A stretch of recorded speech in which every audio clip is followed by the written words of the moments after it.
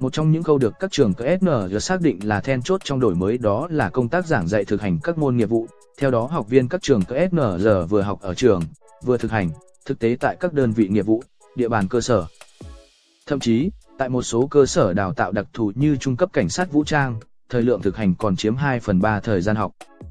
Khi sân trường là thao trường, giảng đường là bãi tập, sân trường như một thao trường là cảm nhận của chúng tôi khi đến trường trung cấp cảnh sát vũ trang, KSVT, một trong những lò đào tạo cảnh sát đặc nhiệm, KSDN,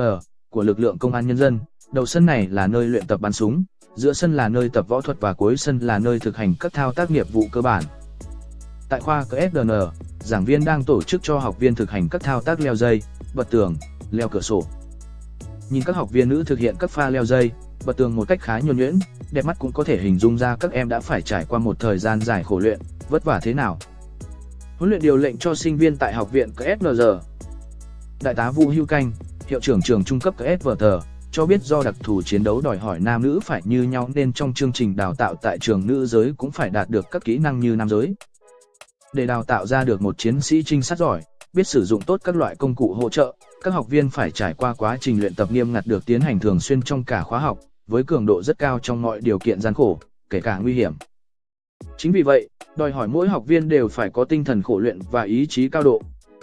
Bí quyết đào tạo của nhà trường là dạy từ đơn giản đến phức tạp để học viên dễ thích ứng. Do vậy, bên cạnh việc trang bị các kiến thức về lý luận nghiệp vụ, nhà trường luôn hướng đào tạo cho học viên các thao tác, kỹ năng thực hành gắn liền với thực tiễn chiến đấu của lực lượng công an nhân dân.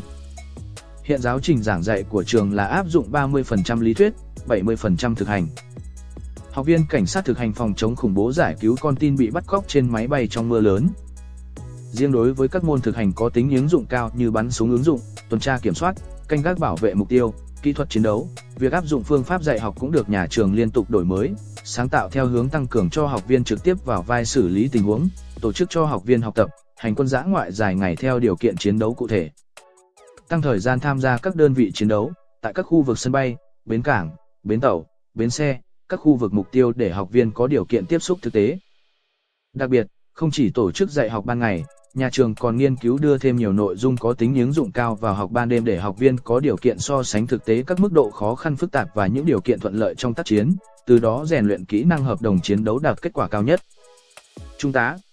Tiến sĩ Đặng Thị Ngọc Hà, trưởng phòng quản lý đào tạo, trường cao đẳng KSNGI cho biết, xuất phát từ mục tiêu đào tạo đội ngũ cán bộ sĩ quan có kỹ năng thực hành thao tác nghề nghiệp đạt trình độ cao, đáp ứng yêu cầu bảo vệ an ninh quốc gia, đảm bảo trật tự an toàn xã hội trong tình hình mới.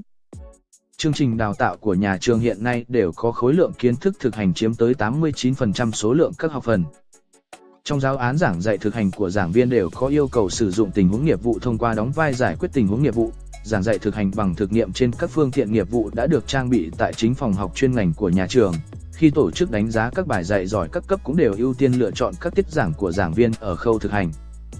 Riêng đối với những nội dung giảng dạy thực hành nhà trường chưa đảm bảo cơ sở vật chất, trang bị, phương tiện thực hành, nhà trường đã tổ chức đưa học viên đi học thực tế tại các đơn vị ngoài trường như Viện Khoa học Hình sự, Cục Cảnh sát quận LHG về TTIH hoặc liên hệ mời các cán bộ tại những đơn vị thực tế như Viện KHS, Cục Cảnh sát điều tra tội phạm về tham nhũng, kinh tế, buôn lậu, môi trường, điều tra tội phạm về trật tự xã hội, các phòng nghiệp vụ và công an một số địa phương đến trường tham gia giảng dạy khâu thực hành cho học viên, chú trọng tập huấn phương pháp giảng dạy thực hành thông qua các tình huống nghiệp vụ. Đặc biệt, để nâng cao năng lực giảng dạy thực hành cho đội ngũ giảng viên, vào đầu năm học, nhà trường đều ban hành kế hoạch đi nghiên cứu thực tế của giảng viên trong toàn trường, trong đó chú trọng đến thời gian, địa bàn và yêu cầu đặt ra trong quá trình đi thực tế. Tất nhiên, các địa bàn thực tế mà giáo viên được cử đến để nằm vùng phải là nơi có tình hình phức tạp về an ninh trật tự hoặc các cục nghiệp vụ, các phòng nghiệp vụ quản lý công tác chuyên môn sâu để giảng viên có điều kiện được tiếp cận, tham gia vào các tình huống nghiệp vụ thực tế. Ba, cùng với dân, gắn bó các đơn vị nghiệp vụ như bám địa bàn từ việc đào tạo chủ yếu nặng về lý thuyết. Trong những năm qua, quá trình đổi mới dạy học cũng được học viện KSNG tiến hành theo hướng gắn bó chặt chẽ đào tạo lý thuyết với thực tiễn. Để có thêm địa bàn cho sinh viên thực tập, thực hành các kỹ năng nghiệp vụ, mỗi khoa, bộ môn của học viện KSNG đều ký kết hợp tác với các phòng nghiệp vụ cảnh sát, công an các quận, huyện trên địa bàn thành phố Hà Nội và các đơn vị nghiệp vụ khác như các trại giam, các cục nghiệp vụ của Bộ Công an. Đây đồng thời cũng là địa bàn thực tập, kiến tập của cán bộ, học viên các khoa nghiệp vụ chuyên ngành. Ngoài các đợt kiến tập, thực tập dài ngày như ba cùng tại nhà dân để thực hành chính trị xã hội, đến các đơn vị nghiệp vụ, địa bàn để thực tập nghiệp vụ cơ bản và phát động quần chúng, nhà trường còn tổ chức rất nhiều đợt thực tập, kiến tập ngắn ngày khác trải dài trong suốt thời gian. Học viện KSN đang hướng tới mô hình đào tạo 50% lý thuyết, 50% thực hành này để học viên sau khi ra trường có thể đáp ứng được những đòi hỏi ngày càng cao hơn từ thực tiễn. Không chỉ tăng cường gắn kết với các đơn vị nghiệp vụ bên ngoài, từ năm 2017, Học viện KSN đã xây dựng và đưa vào sử dụng trung tâm huấn luyện thực hành nghiệp vụ với diện tích hơn 16.000 m2, gồm 20 phòng thực hành nghiệp vụ gắn với từng chuyên ngành đào tạo, trang bị đầy đủ trang thiết bị hiện đại, mô hình hóa các môi trường công tác thực tiễn để giáo viên có điều kiện giảng dạy trực quan, sinh động, còn học viên được sớm tiếp cận và thực hành kỹ năng. Thượng tá, tiến sĩ Trần Thế Hưởng, trưởng khoa KSHF, Học viện KSN cho biết, việc trang bị tốt các phòng thực hành đã hạn chế được tình trạng học lý thuyết chay, thay vào đó, học viên có cơ hội được tiếp cận, làm quen với các tính năng của các loại công cụ hỗ trợ để có sử dụng linh hoạt, hiệu quả hơn trong quá trình